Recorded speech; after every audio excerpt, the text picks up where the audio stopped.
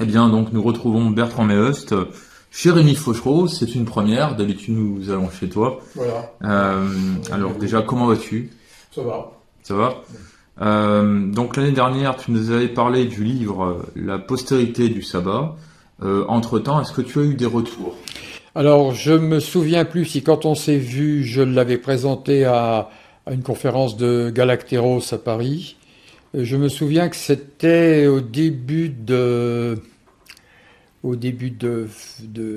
d'octobre, je crois, ou fin février, ouais. Et donc, tout le monde était là avec des masques et l'épidémie recommençait. Et donc, en fait, il n'y a pas eu de promotion, il n'y a pas eu, je comptais aller en parler dans des repas ufologiques. Il n'y a pas, impossible d'organiser quoi que ce soit, bien entendu. Donc, j'ai pratiquement pas eu de retour. J'en ai eu aucun d'ailleurs. Il y a juste non, il y a aucun commentaire, même sur le net. Il y a 3 personnes qui l'ont acheté en mettant toutes les étoiles, mais sans commentaire. Avec ça, ça va pas très loin. Et non, aucun. Voilà. Moi, je Voilà. sais que Thibaut Canuti avait partagé l'interview que j'avais fait l'année dernière sur la postérité du sabbat en disant que c'était un très bon livre à lire. Tout ce que je sais, c'est qu'entre-temps, personnellement, j'ai rajouté une question dans les questionnaires que je pose aux témoins. C'est quelles sont leurs phobies? Ouais. Oui, ben, concernant les enlèvements, ça peut être parlant. Il y a toute une réflexion là-dessus aux États-Unis, sur les phobies. Ouais. Alors maintenant, si tu le permets, on va venir sur le livre que tu as préfacé, le livre qui s'appelle Phénomène, qui est sorti dernièrement, qui est un livre collectif. Alors, comment ça s'est déroulé? Comment t'as contacté pour préfacer ce Eh livre? bien, c'est... Qui c'est qui m'a contacté? C'est... non, Laurent Kasprovic. Laurent Kasprovic. Et donc, bon, le projet m'a paru intéressant, j'ai donc accepté, mais ça a été, je ne le cache pas, un gros travail. Parce qu'il fallait lire tous ces textes, c'était assez volumineux. C'était parfois, à mon goût personnel, d'un intérêt inégal. Il y avait des articles très intéressants. Bon, j'ai essayé de faire une sorte de vision d'ensemble de la chose à travers le thème du trickster, puisque c'est ça qui les motive en fait. Et qu'est-ce qu'un trickster? Alors le trickster, c'est en anglais un trick, c'est un truc. C'est celui qui trompe, qui truque. Donc c'est un génie, on va pas dire malfaisant, mais ambigu, qui est un être des marges, un être trompeur. Donc ça cadre parfaitement avec le grand thème central de l'ufologie qui est l'illusivité, évidemment. Il est élusif, donc le modèle du trickster, c'est par exemple, voilà, Mercure, enfin pour les Romains. Et donc Hermès, voilà. Il vole, il est capable, par exemple, Hermès, de voler du bétail, enfin c'est des choses qu'on connaît en ufologie, hein, etc. Donc il est chargé de tout un tas de pouvoirs, des génies. Et donc, c'est une sorte de passeur dans la réalité. Et donc, en fait, ça me paraît une fiction intéressante si on veut essayer d'arracher l'ufologie, ce que j'appelle le paradigme de l'ingénieur. Donc, l'autre jour, on était au Caipan, là, et on a vu fonctionner le paradigme de l'ingénieur. Alors, je ne vais pas les critiquer, ils fonctionnent. Ils jouent leur partition, ils le font très bien, mais ça ne touche qu'une partie de ce que nous avons dans nos dossiers. Hein. Et donc, les cas d'enlèvement, par exemple, ils ne savent pas traiter ça. Ils sont très mal à l'aise. Tous les cas du troisième type avec des éléments d'étrangeté, ils sont très mal à l'aise avec ça. Eux, ils conçoivent un objet qui se déplace dans l'espace-temps, en suivant une trajectoire. Alors, ils sont ouverts à toutes les acrobaties que l'objet peut faire, ça les intéresse. Mais si on entre dans les phénomènes psychiques qui se greffent à ça, ça devient vraiment vertigineux et ils décrochent. Et donc, il y a toute une tentative dans ce bouquin qu'on m'a demandé de préfacer, là, pour faire un pont entre l'ufologie et le paranormal, en fait. Puisque, en fait, ça revient à ça.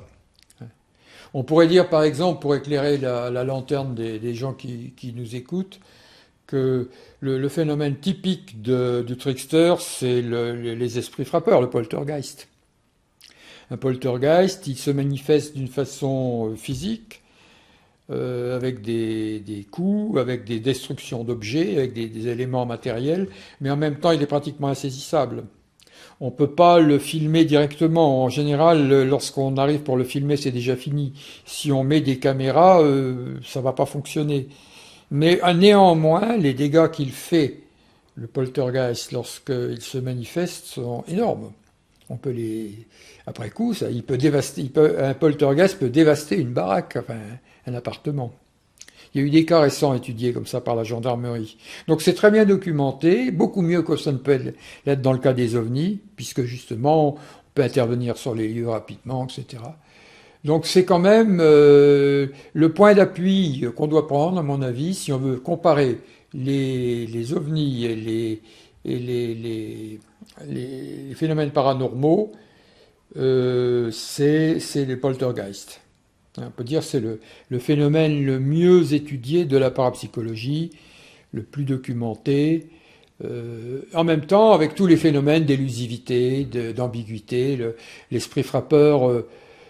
J'aime bien raconter l'histoire, je la raconte à chaque fois, quand je suis allé à un colloque avec Lignon, c'était en 82, je crois, à Toulouse, à l'époque où Lignon faisait ses cours encore à la fac, en parapsychologie. Et là, il y avait un exposant qui est le docteur Barry, qui à un moment donné a été très important à l'Institut métapsychique. C'était l'autre équipe d'avant ce qu'il y a aujourd'hui.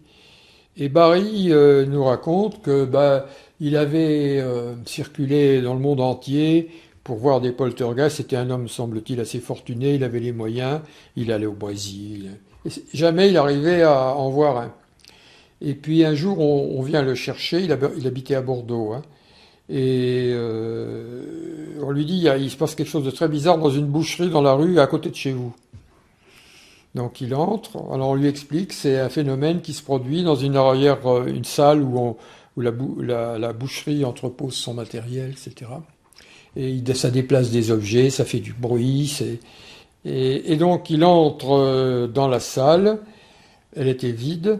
Il voit sur la droite, il y avait une grande armoire métallique sur laquelle était mise une caisse. Elle était vide. Il tourne la tête pour regarder ce qu'il y avait à gauche. Il entend un grand fracas et c'était la caisse qui était tombée. Ouais, c'est typique d'un poltergeist. Il n'a pas vu tomber sur le coup. Alors, lié à ce phénomène, il y avait un jeune homme perturbé, un apprenti, qui portait on appelle ça un poignet de force, vous voyez le style. Et on avait l'impression que ce phénomène se passait quand il était là. Ou, du moins, il fallait qu'il soit dans le coin. Et donc, ils ont réussi. Alors un jour, il y a un témoin qui a vu une cage à rats. Il y avait des rats puisque c'était une boucherie, hein, donc il y avait un piège à rats dans la pièce. C'est l'arrière-salle d'une boucherie. Une cage à rats, moi je l'ai vue, je vais vous expliquer. Elle était grande comme ça, avec des fils de fer qui faisaient bien presque 1,5 mm d'épaisseur. C'était du solide, hein, c'était pas un petit truc. Parce que les rats sont capables de ronger les... Et donc, il y a quelqu'un qui a vu la cage à rats se recroqueviller. Donc, il nous explique tout ça, Barry, puis à un moment donné, il avait amené sa sacoche avec lui, et il sort l'objet, il le pose sur la table. Il dit, je l'ai amené. Ça, il y a eu un mouvement dans la salle, tout le monde s'est précipité pour regarder la fameuse cage à rats. Alors après, il nous a expliqué qu'il avait tout essayé. Il en avait acheté plusieurs. Il a essayé de les écraser avec une masse, avec une presse, de chauffer le métal. Enfin, il a tout essayé. Il n'a pas réussi à obtenir l'effet produit par le présumé poltergeist. Voilà. Et poltergeist, c'est des choses comme ça, quoi. Alors donc, je pense que les cas d'enlèvement nous rapprochent du poltergeist. Sauf que la différence, qui est quand même extraordinaire, c'est qu'un poltergeist, ça se passe à l'intérieur d'un domicile, tandis que les enlèvements, ça se passe pratiquement toujours à l'extérieur. Encore qu'il y a maintenant les bedroom visitors, etc., etc. Voilà, donc j'ai essayé de faire un pont entre ce domaine et le domaine de la parapsychologie. C'était le but de la préface. Excuse-moi de t'interrompre, j'ai une question d'Éric Surcher qui te demandait qu'est-ce que, par rapport au phénomène psy et au phénomène ovni, est-ce que tu fais une assimilation comme Pierre Viroudi ou autre? Non, j'assimile pas. D'accord. Je suis pas capable de le faire. Je constate une zone de chevauchement et une différence. Une différence qui est essentielle quand même. Hein. Je raconte dans ma préface que j'étais un jour chez Aimé Michel et on discutait de ce problème. Et puis, il me sort une lettre de Dodds. Dodds, c'est un helléniste qui était celui qui a étudié les phénomènes paranormaux dans l'Antiquité. Et Dodds lui dit dans sa lettre, la grosse différence que je vois, c'est que les phénomènes d'ovnis se passent indoor, à l'intérieur des maisons, paranormaux, et les ovnis, c'est outdoor, à l'extérieur. Et voilà, donc, on a plutôt l'impression d'avoir affaire à une variante d'une gamme, il y a une gamme de phénomènes dont les ovnis et le paranormal seraient une variante. Le poltergeist, ça reste intime, c'est lié à une maison, une famille, un lieu. L'ovni, ça peut être n'importe où. Je vais donner un autre exemple de poltergeist qu'il pourra avoir au col de Vence. Il y a les jets de pierre. Et il y a pas tout le monde, mais beaucoup de témoins qui montent ont la sensation que le phénomène les suit jusqu'à chez eux ou chez elles, et des fois ça peut être des centaines de kilomètres. Ce serait une forme de poltergeist aussi? Une hantise, oui. Mais bon, alors après, le problème, c'est qu'il faut que ce soit bien documenté. On n'a pas, à mon avis, dans le domaine des ovnis, la qualité des enquêtes qui ont été faites dans le domaine du paranormal. C'est pas pour jeter la pierre aux ufologues, c'est que c'est beaucoup plus difficile à enquêter l'ovni que lorsqu'un poltergeist se passe dans une maison et se répète, on peut mettre en place un dispositif, on peut l'attendre, tandis que les ovnis, on arrive toujours après la bataille. Alors j'ai une question aussi par rapport aux phénomènes. Est-ce que c'est lié avec... je sais que par le passé, certains s'étaient intéressés à ça, et même toi, il me semble, ovni et diable. À propos du sabbat du sabbat et même comme le livre OVNI, Nouveau dossier diabolique. Non, parce que je me souviens plus si on avait parlé de ça la dernière fois qu'on s'est vu, dans le bouquin que j'ai appelé La postérité du sabbat. Est-ce qu'on en avait parlé? Un petit peu.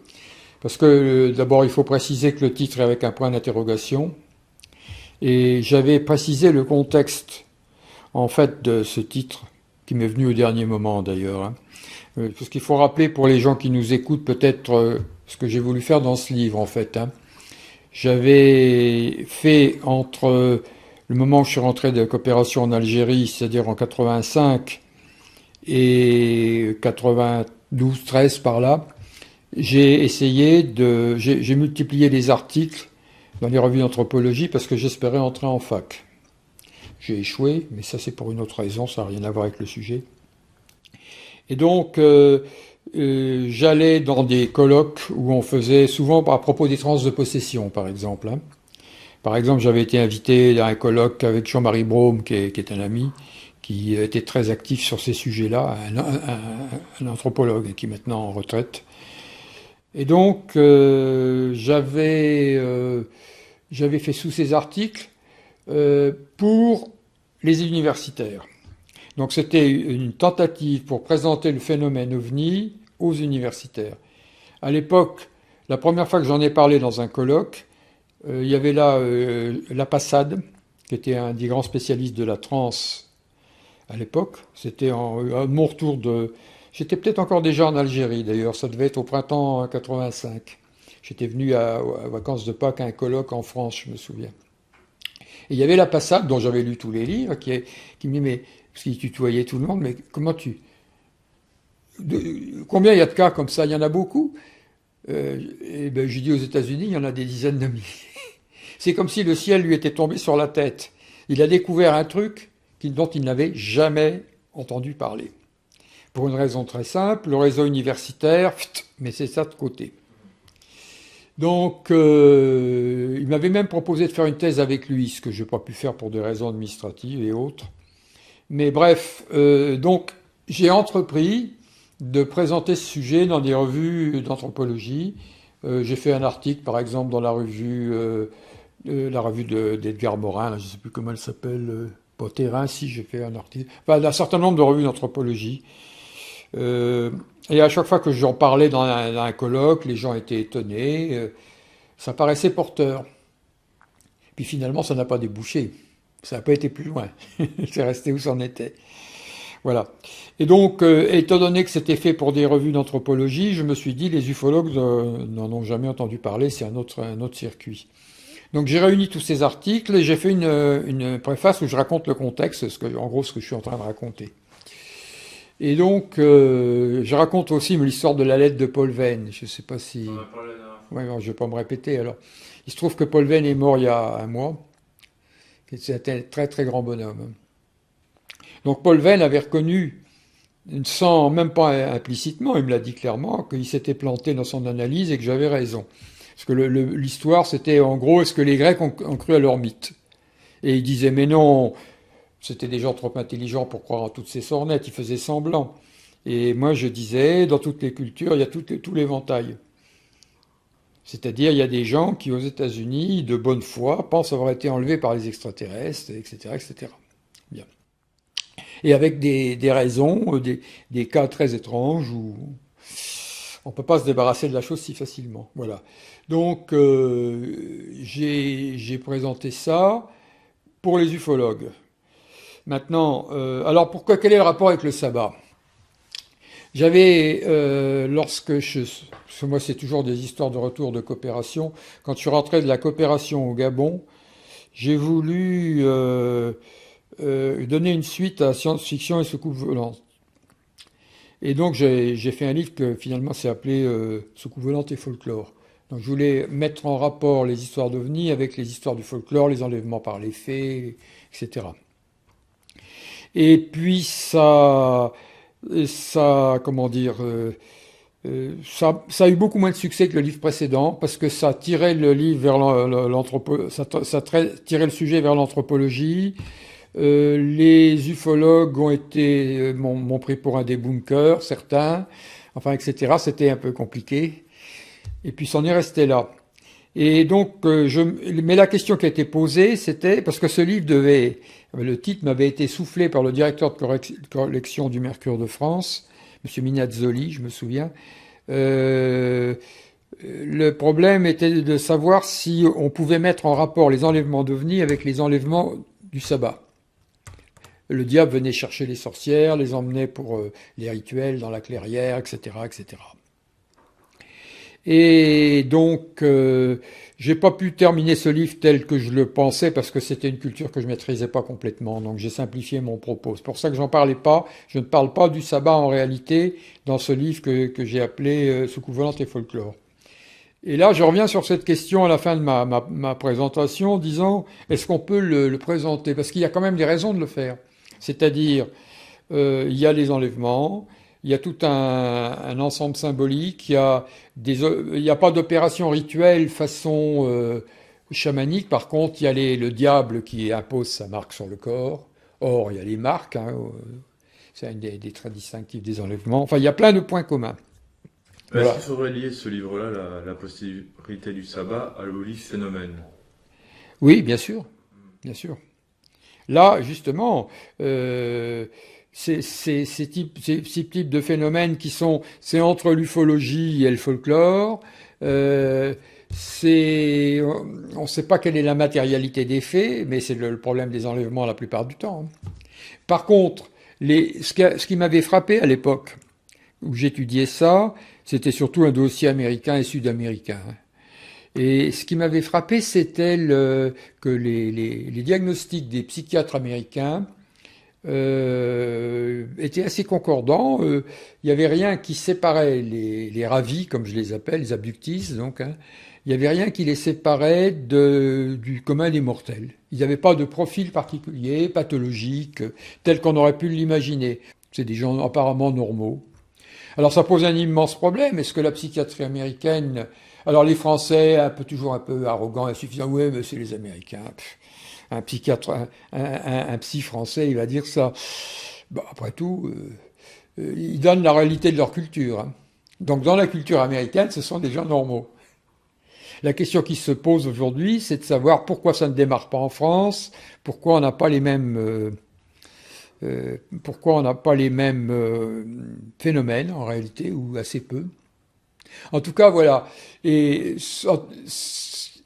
la seule chose avec laquelle on pouvait mettre en rapport dans notre histoire, disons des siècles passés, parce que moi je cherchais toujours des comparaisons historiques, hein, eh bien les enlèvements du sabbat et les enlèvements d'ovnis, c'est quand même, sous un certain angle, une sorte de continuité. On peut même d'ailleurs voir des analogies dans le contexte. C'est-à-dire, il y a eu une longue préparation dans l'Église concernant la question de l'enfer, du diable, etc.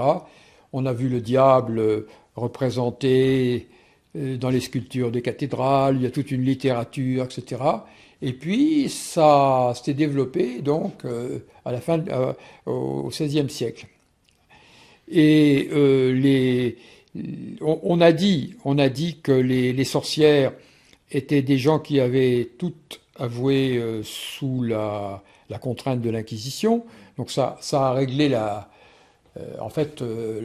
ça a semblé régler le débat d'une façon très simple. On dit en fait c'est la torture qui a créé le problème. Et eh bien, quand on regarde certains récits que moi je suis allé lire dans les archives, on a parfois l'impression qu'il n'y avait aucune contrainte de ce genre. Je veux dire, il y en a qui ont avoué sans avoir été torturés. En tout cas, ce qui est clair, c'est que on sait de sources sûres qu'aujourd'hui, les ravis n'ont pas été torturés. Ils sont ramenés chez eux. Certains ont témoigné d'une façon tout à fait spontanée, etc., sans aucune contrainte particulière. Alors on dit c'est l'hypnose. On peut considérer que l'hypnose a permis de façonner les récits, ou moins a contribué, mais si on regarde les cas de près, on constate qu'il y a une partie des cas qui n'ont pas passé par l'hypnose. Et au début, il n'y a pas d'hypnose. Donc, ma conclusion, très mesurée, hein, c'est qu'il y a un point commun, il y a un éclairage qu'apporte la question des enlèvements sur la question du sabbat, hein, vous me suivez bien, c'est que les témoins n'ont pas été torturés, et on sait de manière certaine que les premiers cas sont spontanés, c'est-à-dire, parce que l'argument des débunkers consiste à dire il y a un réseau ufologique qui s'est créé, ce réseau fabrique les cas avec l'hypnose, hein, il crée les références, etc. Je pense par exemple à comment il s'appelle celui qui a écrit la Secret Life, Jacobs. C'est un véritable inquisiteur. Il fonctionne exactement comme les inquisiteurs. Bon. Il a une liste de cas, des répertoires, il pose des questions. Bon. Il contribue à fabriquer le référentiel. Et l'hypnose peut être considérée comme quelque chose qui parfait le travail. Mais dans les cas concernant les enlèvements, les premiers enlèvements sont sans hypnose. Donc le signal de départ est spontané. Bon, alors ça ne veut pas dire que c'est des extraterrestres, mais au minimum, ça veut dire que les médias modernes, les médias contemporains, sont capables d'avoir sur les esprits un pouvoir analogue à celui de l'Inquisition. Ce qui est quand même... Alors, je voulais te poser une question par rapport... Tout à l'heure, tu parlais des poltergeists, mais Rémi ou même d'autres enquêteurs m'ont souvent fait part qu'au cours de leurs enquêtes, quand ils recueillent des témoignages, il y a le témoin où les témoins présentent leur observation, ils disent oui, mais j'ai eu des phénomènes paranormaux chez moi. Oui. Alors ça, c'est une allégation presque pas constante, mais régulière des abductis, c'est ils ont des phénomènes paranormaux, ils ont des troubles physiques, vous connaissez toute la liste, les marques sur le corps, etc. Effectivement, oui. Des phénomènes paranormaux, des poltergeists, des phénomènes de clairvoyance aussi, il y en a qui deviennent voyants, enfin, etc. Comme si ça débloquait quelque chose. Alors, au début, au bout d'un moment, on peut considérer qu'une fois que la mode est lancée, les gens puissent dans les autres récits les modèles de ce qu'ils vont raconter, mais il faut bien que ça commence. Et donc, il y a eu un travail très fin sur les premiers cas d'enlèvement. Et donc, moi, je pense qu'on peut affirmer que les premiers cas d'enlèvement ont été spontanés. Ça ne veut pas dire que c'est réel, attention, hein. C'est vécu comme ou présenté comme réel par les gens. Voilà. Après, se greffent des phénomènes étranges, certains cas bien documentés. Je pense, bon, le cas de Pascagoula est quand même extraordinaire, par exemple. Le cas de Pascagoula, donc c'est deux types qui sont à la pêche, hein, et sur un ponton, sur la rivière Pascagoula, justement. Et puis il y a une sphère bourdonnante qui arrive au-dessus d'eux, qui les descend sur eux, qui les prend avec une sorte de bras mécanique, qui les monte dans l'objet où ils subissent une espèce de l'opération rituelle, et les repose sur le ponton. Les types complètement hallucinés ont couru au poste de police le plus proche. Et le shérif a eu l'idée de les mettre, en disant qu'il avait affaire, qu'il allait les voir dans un moment, dans une pièce où il est spécial avec un truc pour enregistrer. Et donc les types ont continué leur conversation, il n'y a pas de doute qu'ils étaient sincères. Alors comment des trucs comme ça peuvent arriver dans la vie quotidienne? T'es tranquillement à la pêche. C'est cool. Il y a eu plein de cas comme ça. Je pense au cas de la Croche au Québec, où c'était des campeurs au bord d'un lac qui voient plein de lumières multicolores dans le ciel.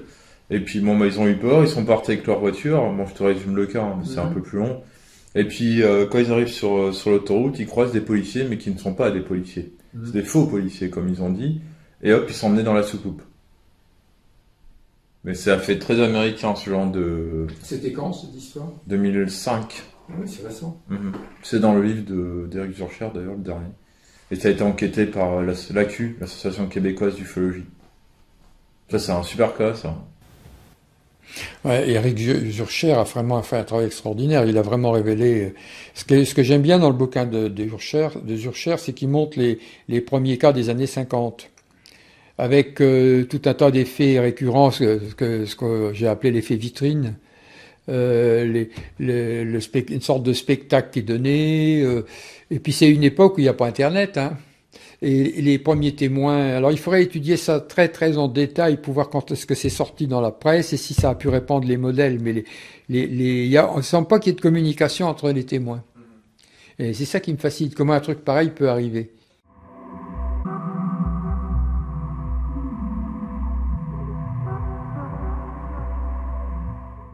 Parce que j'ai interviewé Yann Vanney, donc du Garpan, au sujet du livre Phénomène, par rapport à sa partie sur les daimons. Et je voulais savoir qu'est-ce que tu pensais de cela. Le daimon, c'est typiquement un de ces esprits intermédiaires de l'Antiquité. Oui, ça me paraît. Alors après, peut-être le rapprochement est peut-être moins frappant que, par exemple, les péripéties du sabbat. Parce que dans le sabbat, il y a le transport dans l'espace, il y a les marques sur le corps, etc., etc. Là, c'est plus, je dirais que son rapprochement est plus livresque, intellectuel, que factuel. Mais bon. Tout à l'heure, tu mentionnais Hermès, mais dans toutes les autres mythologies, il y a un Hermès. Oui, bien sûr. Enfin, l'équivalent. En celte, en scandinave. Bien sûr, c'est une fonction. C'est des fonctions psychiques, les dieux. Donc les fonctions psychiques, elles sont partout, et donc il y a des noms différents, mais parfois il y a le même dieu recouvre plusieurs pouvoirs. Bon, non, il n'y a pas de doute. Là, ils ont vraiment. Il y a un truc intéressant aussi que Marc Leduc a signalé dans ce bouquin, c'est les phénomènes de mimétisme adaptés exactement aux témoins. Alors j'en ai discuté avec Marc Leduc l'autre jour au Caipan. Et donc, simplement, moi j'ai fait l'objection que comment peut-on distinguer la projection que quelqu'un fait de ses propres activités. Je veux dire, il raconte par exemple, Marc Leduc, un cas d'ovni où on voit un ovni qui vient au-dessus des vaches et au bout d'une sorte de câble ou de corde, il y a une sorte d'entonnoir. Et les vaches affolées courent dans tous les sens. Tu as lu le passage? Peut-être. Bon. Et il y voit un exemple de ces cas où le processus de mimétisme est parfaitement ajusté à la psychologie du témoin. Mais il y a un point qui est très difficile à trancher, c'est que on peut plus simplement juger que... Parce que, ah oui, alors, dans cette histoire, le truc intéressant, c'est qu'il venait d'y avoir dans la presse québécoise un article, c'était le début de la traite électrique des vaches. Et il y avait des fermiers qui se hérissaient contre ça. Et donc, ça ressemble à un rêve, quoi. C'est exactement comme comment dire, les éléments. Quand on analyse un rêve, on va étudier ce qui s'est passé la veille, les jours précédents, dans la vie du rêveur, qui peut avoir servi à constituer le rêve. Là, on pourrait dire que c'est comme un rêve et que le paysan a été perturbé par cette histoire de la trêche des vaches et il a projeté sa préoccupation sur ce qu'il a vu. Mais là, ça fait pas intervenir un phénomène de mimétisme. Ça fait intervenir simplement le fait que le paysan, c'est un peu comme quelqu'un qui rêve, on pourra interpréter son rêve à partir de ses préoccupations du moment. Voilà, c'est la préoccupation du moment. Ça l'a aidé, ça l'a conduit à voir cette scène étrange. Bon, ça, c'est le degré 0 du mimétisme. Et le degré 2, c'est que c'est le phénomène lui-même qui se montre avec l'intention de s'ajuster au témoin. Et là, dans un cas comme celui-là, on ne peut pas savoir. Par contre, dans les cas des débuts montrés par Zurcher, il faut reconnaître que dans certains cas, on a vraiment l'impression que c'est une scène qui est montée pour une personne. Moi, j'étais frappé. En plus, il avait refait des dessins, je crois. C'est pas mal, hein, vraiment. Mais moi, je connais il y a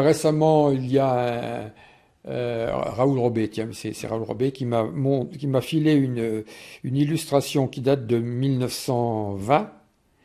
C'est une boule. C'est deux enfants qui vont à la pêche ou à la chasse. On les voit avec leurs fusils, des jeunes.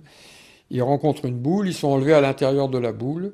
Et il y a un phénomène. Et la boule les prend avec un bras mécanique pour les introduire. Ce sont des Jupitériens dans l'histoire, mais peu importe. En 1920, c'est-à-dire c'est très antérieur aux ovnis, c'est très antérieur à tout. Donc c'était déjà dans la culture. Mais c'était son poster qui est pas. Oui. Il y avait un poster sur avant et après. Alors la représentation d'ailleurs qu'on voyait sur le dessin était un peu naïve pour les enfants, puisque au bras mécanique on a substitué une sorte de bras humain allongé. Mais paraît-il dans le récit c'est un bras mécanique. Donc c'est l'histoire de Pascagoula, sauf que c'est en 1920. C'est ça. Bon, alors pour faire le bon avec les histoires du sabbat, de la même façon que tout ce qu'on a élaboré sur le diable au siècle précédent apparaît dans les histoires de sabbat, de la même façon tous les fantasmes de la science-fiction réapparaissent dans le récit. Mais ça n'explique pas pourquoi les gens ont vu ça et comment ça peut être lié parfois à des phénomènes apparemment physiques. Voilà. Le livre Phénomène, il s'adresse à quel type de lecteur? Est-ce qu'il faut qu'ils aient lu, qu'ils soient déjà assez dans le milieu, ou ça peut s'adresser à tout le monde? Il vaudrait mieux que ça s'adresse à tout le monde. Mais bon, à mon avis, ça intéressera plus les parapsychologues que les sous-groupistes. Voilà. Ceux qui étaient dans les revenus conscience? Oui, pour ce type de lectorat. Si on montre ça à des gens de l'Institut métapsychique, ils sont très ouverts à ça. Les ufologues, ça dépend quel ufologue. Par contre, effectivement, les enquêteurs du GEPAN, ils sont très mal à l'aise avec ce genre de sujet. Hein, c'est clair. C'est ce qu'on appelle le paradigme de l'ingénieur. C'est deux mondes qui n'arrivent pas à communiquer. Difficile. Ce sera peut-être dans l'interview, parce que... Qu'est-ce que tu as pensé du deuxième Québec? Bon, ils avaient fait les choses en grand, on était bien reçus, on a mangé à boire, c'était agréable, on s'est retrouvés, on s'est même filé le Covid, bon, ça c'est un autre sujet, et c'était pas de leur faute. Les cas présentés étaient quand même un peu... Justement, là, on sentait la domination complète du paradigme de l'ingénieur. Sauf celui qui, évidemment, détonne toujours là-dedans, parce qu'il a leur culture, mais il est ouvert, c'est Jean-Pierre Ospard. Il apporte toujours quelque chose quand il est interviewé, lui. Quand il fait un exposé, il est remarquable. Et donc, j'étais un peu déçu. On nous a annoncé des merveilles de la communication de la NASA. Alors, bon, ça prouve, je ne sais pas ce que ça prouve déjà que on entre dans une phase où toutes les choses qui restaient cachées ne peuvent plus l'être avec les technologies modernes. Donc les gens, pratiquement tout le monde est informé, il suffit d'avoir un smartphone, et du coup, ils sont obligés de faire quelque chose. Moi, j'aurais tendance à voir ça comme ça. Maintenant, le budget qu'on a annoncé est vraiment décevant. C'est même pas un budget. Ça ne fait pas sérieux le budget. Je crois qu'ils ont parlé de 300 000 euros, enfin de dollars. Je rêve pas. C'est un budget ridicule, même pour les Français. Donc pour les Américains. Donc c'était bon, c'était en demi-teinte. Pas de révélation sensationnelle. Et puis alors évidemment, il y avait la conclusion fracassante avec Ballester Olmos. Voilà, donc et il avait chargé Eduardo Rousseau, qui a fait ça avec humour, de transmettre le message. Il n'y a que lui pour faire un truc pareil. Et bon, moi j'ai déjà dit à Ballester Olmos, non c'est pas à lui que j'ai dit ça, parce que je n'ai pas de contact direct avec lui, mais avec, comment il s'appelle, le zététicien français, là, le plus virulent. À Brassard, hein? Henri Brock? Non, je parle même pas de Brock, non, à Brassard. Et j'avais dit, ça l'avait d'ailleurs assez vexé, j'ai dit, moi si j'étais convaincu comme toi qu'il n'y a rien à trouver là-dedans, il y a belle lurette que j'aurais arrêté de perdre mon temps. C'est pas intéressant de continuer à instruire le dossier des erreurs humaines, il y en a tellement. Voilà. Il n'avait pas trop apprécié l'argument. Mais c'est ce qu'on a envie de répondre à Ballester Olmos. S'il y a vraiment, pourquoi est-ce qu'ils donnent tout ce mal parce qu'ils croient, bon, c'est toujours cette histoire que ces croyances menacent la santé mentale des gens, je ne sais pas. Mais qu'est-ce que tu penses de ce qu'a dit, ce qu'on te rapporte de ce qu'a dit Ballester Olmos? Il l'a pas dit, il n'a pas osé venir en plus. Enfin, il n'a pas osé ou il n'a pas pu, mais je pense qu'il n'a pas osé. Walter Olmos, j'ai un peu de contact avec lui, puisque je lui ai envoyé toutes mes publications que j'ai faites, il me les a demandées. Moi, c'était donc, tu sais, des recueils de témoignages, c'était des couplons de presse, c'était des choses comme ça. Je sais aussi que ça s'intéresse aux photos. Oui. Photos d'OVNI. Pour lui, il n'existe pas de photos d'OVNI, c'est simple. Voilà, donc c'est ça aussi qu'il voulait voir, s'il y avait quelque chose là-dedans. Ça m'étonnerait qu'il change d'avis. Hein. Il m'a envoyé en échange 3 livres qu'il avait publiés. Qu'il avait publiés, mais ils sont pas en français. Alors je suis un peu gêné. J'aimerais les lire. Mais autrement, dire qu'effectivement tout tournait de la zététique, je ne sais pas, moi, si je me base sur mes témoins, mes témoignages, j'ai quand même envie de dire qu'il doit y avoir quelque chose, mais quoi, j'en sais rien. Oui, mais le Ballester Olmos, il n'a pas ces nuances, hein. Il y va carrément, c'est une illusion maléfique, pas maléfique, mais pernicieuse, il faut en finir avec ces histoires, enfin c'est radical. Hein. Je ne sais pas si on peut dire vraiment qu'il y a vraiment rien, et même si moi je ne crois pas qu'on puisse le dire. Il y a une petite fraction, un petit pourcentage, il doit y avoir, mais alors qu'est-ce que c'est Il y a quand même certains cadets. Non, moi je ne crois pas qu'on puisse dire qu'il n'y a rien. Je pense. Autrement, il y a longtemps que j'aurais arrêté de m'y intéresser. Moi aussi, je veux dire, hein, parce que moi j'aurais arrêté aussi de. Évidemment. Mais à force, je te dis, au contact de mes témoins, bon, il y en a, on voit que c'est des canulars, que c'est des méprises, mais on sent qu'il y en a d'autres. Là, j'ai eu Alain Nicolas, qui est le conservateur des musées de France. Qui est un proche de Jacques Chirac. Il a écrit même un livre de correspondance avec Jacques Chirac, qui était conseiller de Jacques Chirac. Un bon témoin, non? Et lui, il a vu un cigare volant statique. Tu sais, quand il était petit, qui revenait de Lyon, au-dessus de la région lyonnaise. Il m'en a fait le récit, etc. Quand tu as un témoignage d'un témoin quand même comme ça, oui. on se dit, il doit y avoir des choses. Comme ça ne s'amuserait pas. Et il m'a dit, c'est dommage qu'on n'ait pas, parce que je le connaissais depuis quand il était à Auxerre. Il est venu à Auxerre dans les années 75, il était conservateur du musée d'Auxerre. Donc c'est comme ça qu'on s'est connus. Et puis après, il est parti à Marseille, etc. Moi, j'étais à Dijon, à l'université. Mais quand on voit un témoin comme ça, je le connaissais donc bien. Je connaissais le personnage. Et je connaissais son témoignage. Et donc, je me suis quand même dit, je ne pense pas qu'un gars comme ça fabule. Mais non. Non, mais des gens qui fabulent au sens de mentir, ça n'existe pratiquement pas. Tout le monde sait ça, tous les enquêteurs. Le mensonge délibéré, le type qui invente une salade, ça peut être que des ados un peu perturbés. Un ado, je m'en méfierais. Un gamin, un ado, oui. J'ai eu le cas il n'y a pas longtemps. Bon, les ados, prudence. J'ai reçu une photo de lampadaire de nuit. Oui, du terrain de foot, tout bien terrain de foot Parly. de Parly. Mais là, on sent quand même le sérieux du personnage, on sent que ce gars-là ne va pas raconter de fadaises. Il a vu quelque chose et ça l'a marqué pour qu'il s'en glaille, parce que c'était dans l'enfance qu'il a vu quelque chose comme ça. Il revenait de la Grèce avec ses parents en voiture et pile poil, il s'est trouvé avec un machin comme ça, énorme, avec des hublots, etc. Juste au-dessus de lui. Alors ça, un témoignage comme ça, je considère ça quand même comme quelque chose de solide. J'y étais pas, tu me diras, mais je considère quand même, je fais confiance quand même aux témoins. Le cas du Morvan qu'on a réenquêté là. Oui. Comment ça s'appelle déjà? Sauvigny-le-Bois. Sauvigny. Oui. Sauvigny-le-Bois. Sauvigny. Oui. Quand même. C'est pas si simple. Oui. J'ai été voir là, je l'ai vu cette personne. Bah oui. Moi aussi. Moi aussi, je l'ai rencontré, j'ai vu sa petite fille, on l'a vu ensemble. Non, c'est pas si simple. Hein.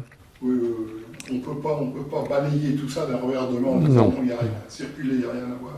Puis bon, les cas photos, c'est quand même à part. Oui. C'est évidemment, ça appelle le trucage. Oui. C'est autre chose. On s'en méfier de ça, c'est sûr. Où en es-tu dans tes recherches, toi? Moi, sur les ovnis, je continue d'avoir un œil dessus, mais il y a des gens qui m'ont demandé au colloque, mais au fond, tu es un spécialiste de quoi? Et alors, j'ai répondu qu'à vrai dire, j'en savais trop rien. Je suis un spécialiste des idées générales. Non, en fait, ce qui m'intéresse, moi, je suis pas un bon enquêteur, j'ai pas les dispositions de Gilles Munch, voilà. Ce qui m'intéresse, c'est de réfléchir au mystère central, et le mystère central, c'est celui de l'élusivité. Et la question de l'élusivité, ça c'est vraiment le truc le plus mystérieux. Et dans j'ai fait une autre préface pour le colloque du Garpan. Hein. C'est pas une préface, d'ailleurs, c'est une postface. Et j'ai retrouvé un texte que j'ai publié. D'ailleurs, c'est d'ailleurs Pierre Lagrange qui l'a retrouvé dans les archives de Francine Fouéré, que j'avais envoyé au Fouéré au printemps 1975. C'est le premier texte que j'ai écrit sur les ovnis, et je raisonne par l'absurde en montrant que ça peut pas être autrement que comme c'est, parce que si c'était autrement que comme c'est, ça ferait s'effondrer la société tout simplement. C'est-à-dire que chaque cas il y a comme une sorte, si on admet que c'est pas nous qui fabriquons ça par notre imagination, on est obligé de postuler une espèce d'intelligence survolante qui ajuste tous les cas voilà. Quand un ovni tombe en panne, on sait d'avance qu'il va réussir à repartir. Quand au-dessus à la campagne, on peut rencontrer un ovni, mais pas dans le jardin du Luxembourg, etc., etc. Et quand il y a contradiction, quand par exemple les ovnis se posent sur la pelouse de la Maison Blanche, ça produit un effet comique irrésistible, et ça donne Tim Burton, Mars Attacks. C'est-à-dire, on ne peut pas transgresser cette loi. Et donc, j'en arrive à dire dans cette postface que le phénomène le plus certain de ce que nous montrent les ovnis, c'est le phénomène de l'élusivité. C'est-à-dire, c'est un truc à l'envers. C'est certain que... comment peut-on être certain d'un phénomène qui, par définition, est élusif? Ça pose des espèce de truc vertigineux. Voilà, c'est la question qui m'intéresse. Pour le reste, comme je suis pas un enquêteur, j'ai pas de compétences particulières, je continue de m'intéresser aussi évidemment aux interactions avec la culture, comme j'ai fait avec les enlèvements. Alors après, on verra si le phénomène prend de nouvelles formes.